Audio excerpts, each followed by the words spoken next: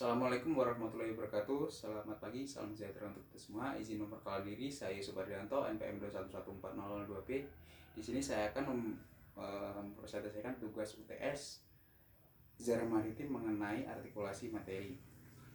Baik, sebelum saya mulai, saya berdoa agar kita semua selalu diberikan kesehatan oleh Allah Subhanahu wa taala, agar kita selalu diberikan kelancaran untuk menjalani aktivitas kita pada hari ini.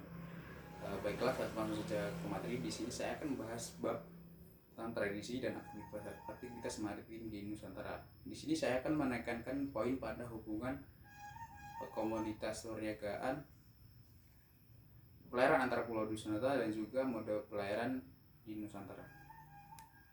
Komoditas perniagaan. Yang pertama, ada komoditas perniagaan. Masyarakat dunia lebih mengenal jalur sutra dibandingkan jalur rempah. Padahal jalur rempah memberikan pengaruh yang sangat besar bagi Indonesia maupun dunia pada masa kini. Rempah telah diperdagangkan dan diperjualbelikan sangat lama, sejak abad sebelum Masehi. Perdagangan ini menempuh Asia Selatan, Timur Tengah, hingga Eropa. Perdagangan ini dilakukan oleh bangsa Arab dan juga Cina. Di masa itu rempah-rempah ini digunakan sangat banyak. Salah satunya mungkin adalah untuk menambah cita rasa makanan, dan bahkan untuk mengawetkan jasad atau mayat. Menurut sejarawan Rizal, kemajuan teknologi terutama di bidang kartografi dan astronomi pada abad 15 dan 16 membuat bangsa Eropa lebih leluasa untuk menjelajah. Pada saat itu seperti Christopher Columbus, orang Italia berkebangsaan Spanyol, dan juga Vasco da Gama berkebangsaan Portugis mencari jalan ke daerah asal rempah-rempah. Namun bangsa Asia Selatan menyadari hal itu sehingga mereka menyembunyikan peta tersebut, dan juga bangsa Eropa tidak bisa menemukannya. Agar dapat menguasai komoditas rempah, ekspedisi mereka yang menjadi sangat agresif di tengah kehidupan feodal masyarakat Eropa yang menganggap bahwasannya mereka yang memegang rempah dan menemukan banyak rempah bisa bersejarah dan bersaing dengan para elit pada saat itu. Para penjelajah pada saat itu bahkan mengorbankan hidup mereka untuk menemukan dan menguasai rempah-rempah. Bahkan awak kapal Vasco da Gama sampai mengorbankan hidup mereka dan gugur pada ekspedisi pada tahun 1498. Pedagang Eropa akhirnya tiba di Nusantara, yaitu penghasil rempah-rempah pada akhir abad 16. Di trinitas komoditas pada saat itu adalah lada, cengkeh, dan juga pala. Rempah-rempah tersebut ditemukan di Kepulauan Banda di Maluku. Namun akhirnya setelah penemuan tersebut dan kemudian dibudidayakan di Eropa, penjualannya menurun dan juga harganya menurun juga.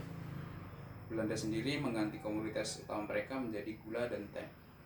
Yang kedua adalah pelayaran antar pulau di Nusantara.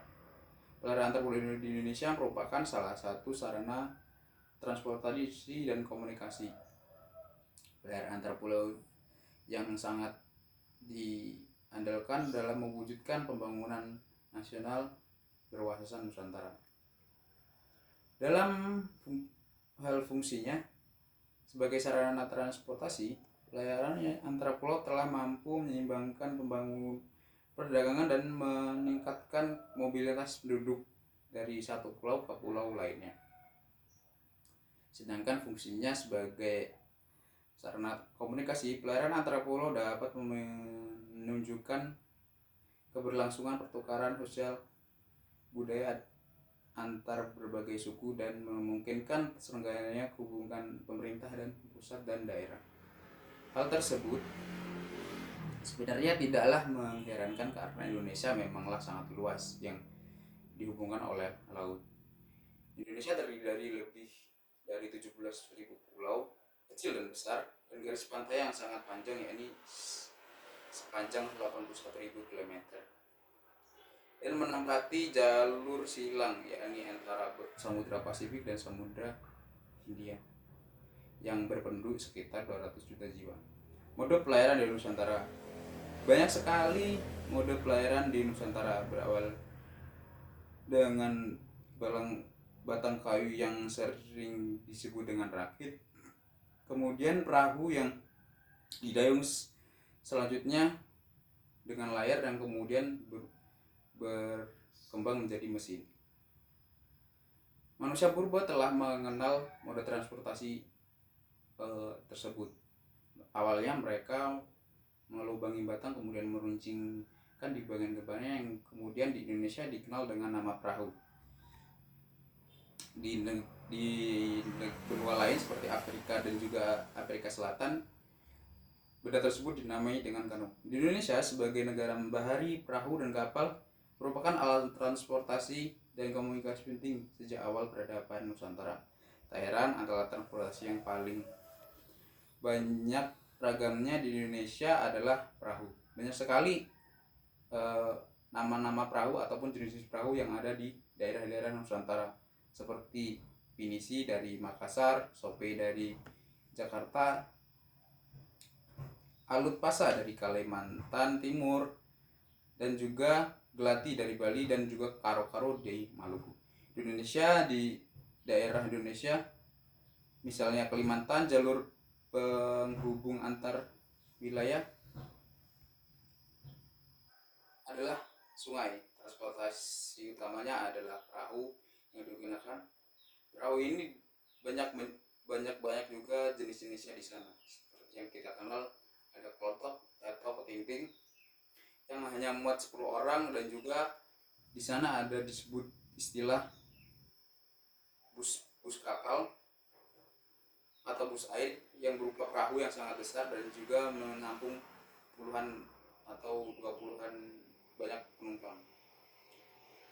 Kita masuk ke poin terakhir, ya, di hubungan antara komunitas perniagaan, pelayaran antar pulau di Nusantara, dan juga mode pelayaran di Nusantara. Komoditas perniagaan yang paling terekam dari Nusantara sejak dahulu adalah rempah.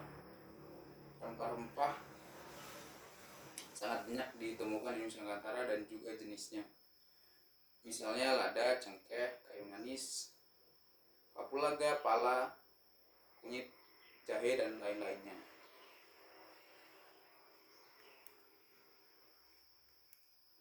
Pelayaran antar pulau di Indonesia merupakan salah satu sarana transportasi dan komunikasi yang sangat diandalkan dalam mewujudkan pembangunan nasional yang berwawasan Nusantara. Dalam hal fungsinya sebagai sarana komunikasi, pelayaran antar pulau telah mampu menyeimbangkan perdagangan dan meningkatkan mobilitas penduduk dari satu pulau ke pulau lainnya. Indonesia sebagai negara bahari, perahu dan kapal merupakan alat transportasi dan komunikasi penting sejak awal peradaban Nusantara. Tak heran, banyak sekali jenis-jenis ataupun nama-nama masing-masing dari alat transportasi di masing-masing daerah. Banyak sekali jenis moda transportasi, berawal dari batang kayu yang sering disebut rakit, kemudian perahu yang kemudian ada layar, dan juga kemudian dengan mesin. Hubungan antara komoditas perniagaan, pelayaran antar pulau, dan juga modal transportasi di Nusantara memiliki kaitan yang sangat erat, karena ketiganya saling mengaruhi dalam prosesnya masing-masing. Komoditas perniagaan, terutama rempah-rempah yang akan dijual belikan di Nusantara, pada waktu itu harus didistribusikan, salah satunya melalui jalur pelayaran antar pulau. Hal ini dilakukan agar proses jual beli bisa berjalan dengan lancar. Untuk melakukan distribusi komoditas perniagaan melalui jalur pelayaran pada waktu itu menggunakan moda transportasi, yaitu kapal dan juga perahu, untuk menghubungkan pulau satu dan pulau ke pulau lainnya di Nusantara, sehingga hubungan ketiganya memiliki kaitan yang sangat erat dengan perannya masing-masing. Baiklah, demikian tadi presentasi saya mengenai tugas sejarah maritim, yaitu UTS Sejarah Maritim mengenai artikulasi materi Apabila ada salah saya mohon maaf. Kepada Allah saya mohon ampun. Saya Ri, wabillahi taufiq wal hidayah. Wassalamualaikum warahmatullahi wabarakatuh.